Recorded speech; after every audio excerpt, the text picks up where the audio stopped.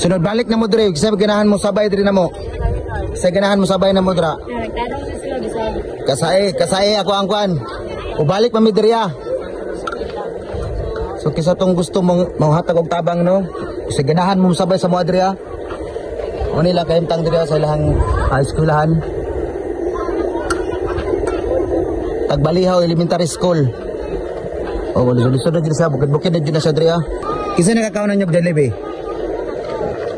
Ay, daghan pa dyan wala kakaog Jollibee. So, yung mga amigo, mga idol. O, tanawa, mga bata dre, wala pa katry og Jollibee. Basta ganahan mo dira, saka ta dre. So, kisa tong kusunada mo balik mo dre ah.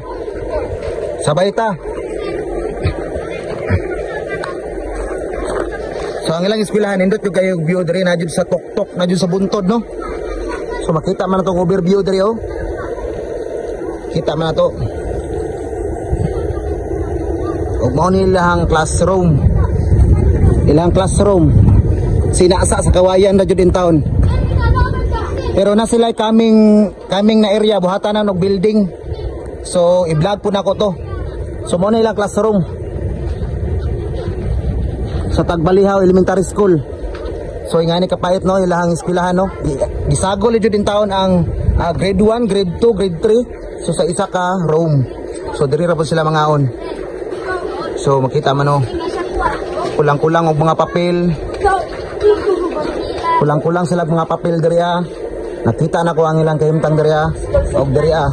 Grade 5 to grade 6 giisa ra gyapon diri ah. Mani. Mga nilang kahimtang silang classroom.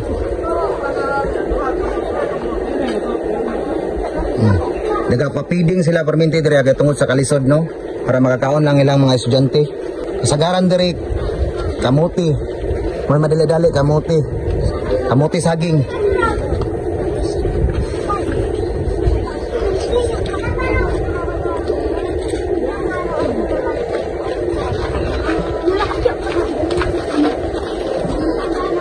So mubalik mi diri baliko na mo ni siya.